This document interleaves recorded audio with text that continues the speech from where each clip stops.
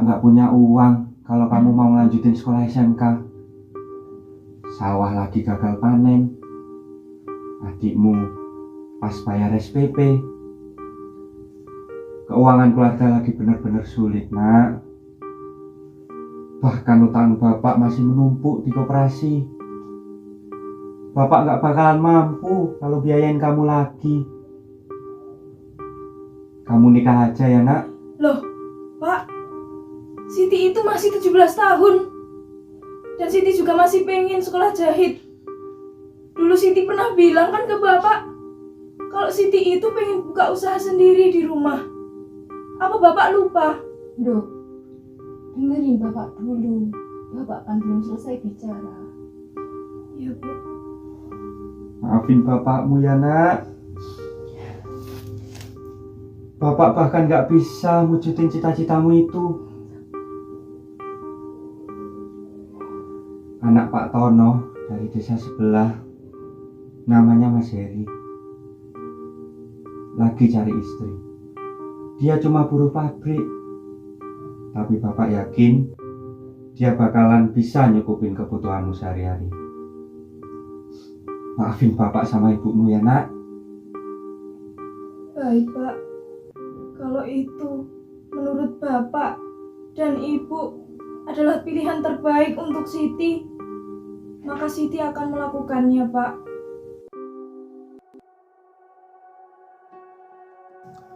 Saya terima nikah dan kawinnya Siti binti Budi dengan mas kawin seperangkat alat sholat dibayar tunai. Bagaimana para saksi? Sah? Sah.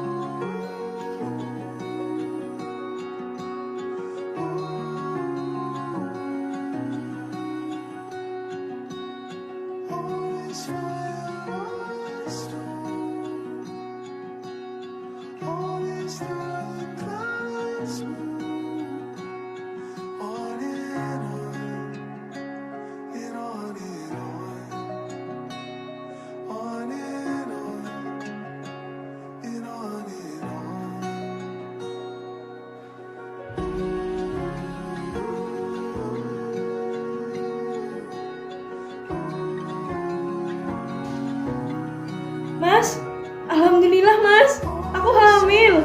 Alhamdulillah ya Allah.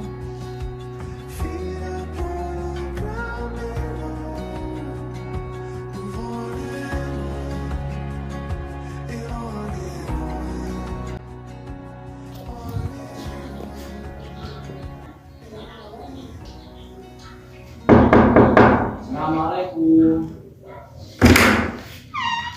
Waalaikumsalam. Loh, Mas, kok udah pulang? Iya nih Dek, Mas mau cerita nih. Masuk dulu yuk, Mas. Aku bikinin teh.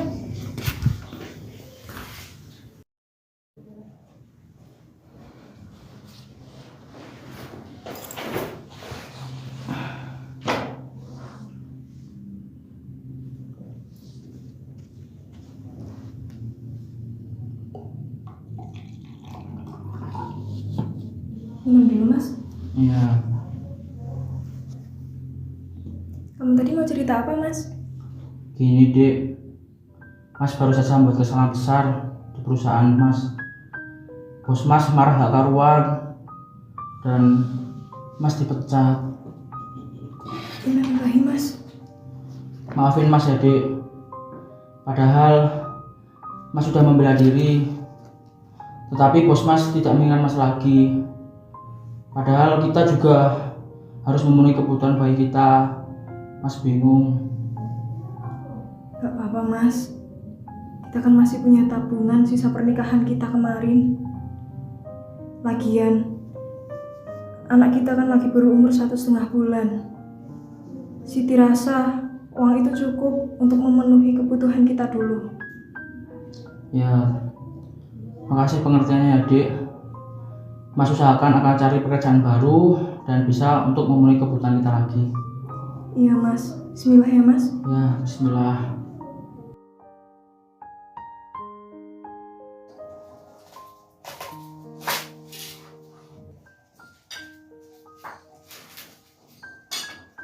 Beberapa minggu ini kita cuma bisa makan tempe goreng setiap hari. Tabungan juga sudah mulai habis. Bahkan kita cuma bisa makan ayam potong seminggu sekali.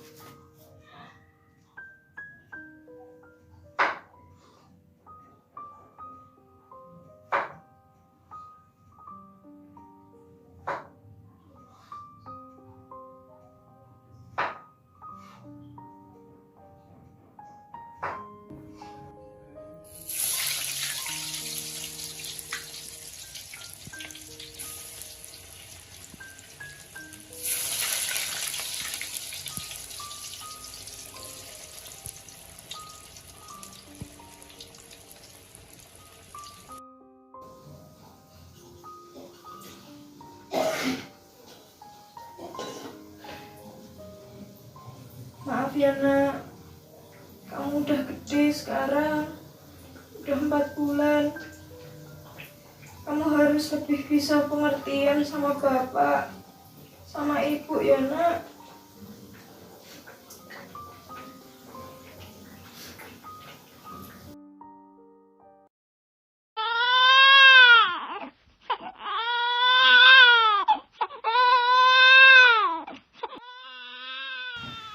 Selamat ya Pak, Bu, anaknya lahir dengan selamat.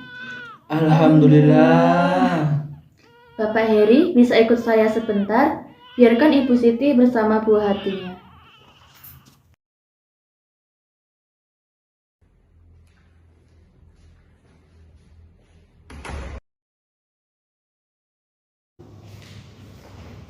Silakan duduk Pak. Ya Bu. Jadi begini Pak Heri, jika bisa anak Bapak sering dibawa ke posyandu ya Pak untuk cek pertumbuhan. Jika bisa rutin 1 bulan sekali. Loh, kenapa begitu Bu? Maaf sebelumnya Pak, dikhawatirkan anak Bapak mengalami stunting. Stunting adalah kondisi di mana panjang dan tinggi badan anak kurang jika dibandingkan dengan ukuran normal. Dan mohon maaf Bapak, untuk anak Bapak sendiri ukurannya di bawah rata-rata bayi normal, yaitu di bawah 48 cm. Tapi bukannya setiap bulan untuk ke posyandu itu memerlukan biaya tambahan ya Bu? Saya sekarang hanya kerja serabutan, mana bisa untuk menambah biaya lagi. Jadi Bapak tenang saja, untuk pemeriksaan di posyandu tidak dipungut biaya sepeser pun, alias gratis. Dan ditambah lagi di posyandu banyak sekali program penanggulangan atau pencegahan stunting. Di antaranya ada POPM atau pemberian obat pencegahan massal cacingan, lalu ada penanggulangan diare, lalu ada sanitasi dasar dan peningkatan gizi, ada pemberian makanan bagi bayi dan anak, dan juga ada gerakan sayang ibu. Nah, untuk usaha itu semua dilakukan agar meningkatkan pengetahuan, sikap dan perilaku positif ibu dan balita untuk mencegah stunting. Jadi, untuk kebaikan anak Bapak, mohon dipertimbangkan lagi ya Pak. Baik Bu, kami akan usahakan. Terima kasih Bu.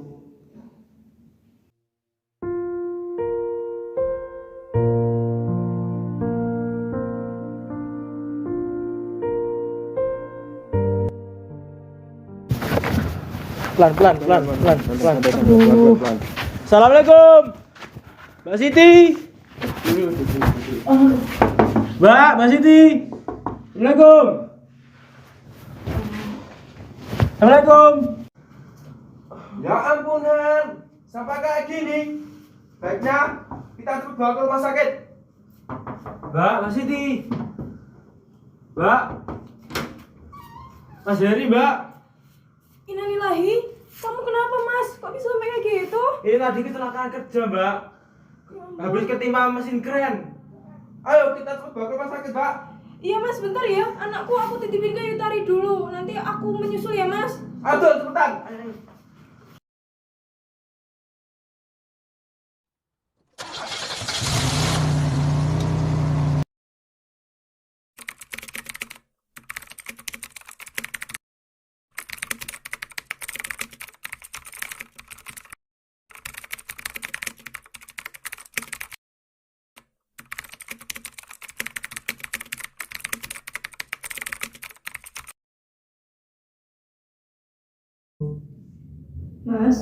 Mas Heri, ini cuma perasaanku aja atau gimana ya, Mas? Emangnya ada apa, Dek? Adik ngerasa pertumbuhan anak kita itu berbeda dengan anak-anak lainnya. Anak kita itu lebih kecil dan lebih pendek untuk anak umur 2 tahun, Mas. Gak apa-apa, Dek. Dulu Bu Bidan bilang kalau seharusnya anak kita itu ke posyandu setiap sebulan sekali. Tapi kenyataannya kan anak kita baik-baik saja dan tidak pernah sakit parah. Ya ampun, Mas. Kamu kok gak bilang dari awal? Anak kita bahkan belum bisa berbicara dengan fasih loh, Mas. Belum bisa berjalan dan selalu jatuh di langkah ke-8. Maafin Mas, Dek. Mas gak mau membebani kamu lagi. Kamu udah jadi tulang punggung keluarga ini. Nanti Mas mau bilang gak sampai kalau kita harus menambah biaya untuk ke posyandu. Tapi adik tenang aja. Anak kita itu gak apa-apa. Cuman kita harus bersabar. Dulu Mas juga punya keponakan seperti itu. Dan alhamdulillah baik-baik saja sampai sekarang. Cuman belum waktunya saja. Ya, Mas.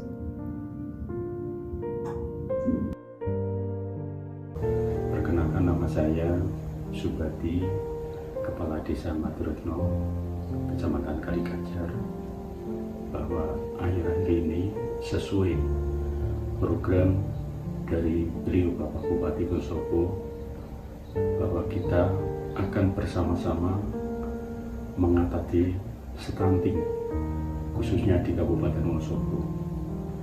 Dan bagi kami Desa Maturetno ada 22 kategori stunting.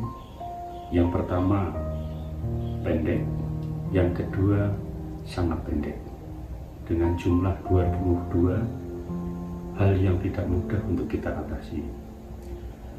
Maka kita sepakat dengan Satgas Desa yang kemarin sudah kita bentuk.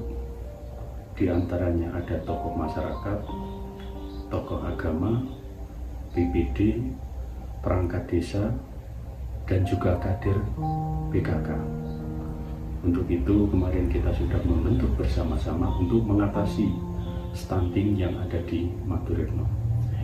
Yang pertama akan kita tekankan, satu adalah pola makan, yang kedua pola asuh. Kita akan cek setiap bulan melalui posyandu yang sudah kita jalankan selama ini.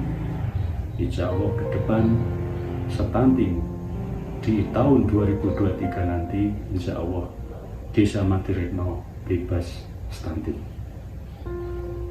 Yang kedua, bahwa stunting adalah merupakan tujuan kita yang utama di skala prioritas penggunaan dana desa. Makanya mudah-mudahan di tahun 2023 nanti insya Allah Desa Maturetno akan bebas stunting. Saya Ketua Tim Penggerak PKK Desa Maturetno akan menyampaikan kaitannya dengan data stunting yang ada di Desa Maturetno yang berjumlah kurang lebih 22 anak. Untuk Desa Maturetno telah membentuk Satgas Penanganan Stunting yang dilaksanakan pada acara Rembuk Stunting. Stunting adalah kurang gizi kronis, sedang menurut WHO, stunting adalah kondisi badan yang sangat pendek. 3 hal yang diperhatikan dalam penanganan stunting adalah yang pertama, pola makan. Kita perkenalkan dengan istilah isi piringku, separuh berisi sayur-sayuran serta buah-buahan dan separuh yang lain berisi sumber protein, baik itu protein nabati ataupun protein hewani. Yang kedua, pola asuh. Kita harus mengadakan edukasi tentang kesehatan reproduksi untuk para remaja selaku cikal bakal keluarga, kemudian untuk calon ibu. Yang terakhir adalah sumber air yang bersih serta perbaikan sanitasi. kita harus membiasakan hidup bersih dengan mencuci tangan dengan air yang mengalir, kemudian tidak buang air sembarangan. Diharapkan satu rumah mempunyai satu jamban berseptic tank. Semoga program ini berjalan dengan baik sehingga ke depan di tahun-tahun yang akan datang Desa Maduretno bebas stunting minimal berkurang. Perkenalkan, nama saya Melani Kristiana Pratiwi. Saya di sini selaku kader BPKBD dan kader KPM di Desa Maduretno, di mana peran saya sebagai kader adalah bertujuan khususnya untuk penanganan stunting yang terjadi di Desa Maduretno. Program stunting itu sendiri khususnya di Desa Maduretno pada saat ini yang harus kami tangani adalah sebanyak 23 kasus, di mana terjadi balita yang masih kurang gizi, terus gizi buruk dan gizi kurang. Nah, di situ sebenarnya penanganan kasus balita yang gizi kurang atau stunting itu dinyatakan stunting bukan karena anak itu sebenarnya gemuk atau berat badannya kurang, tinggi badannya, tapi antara tinggi badan dan berat badannya mereka itu tidak pas.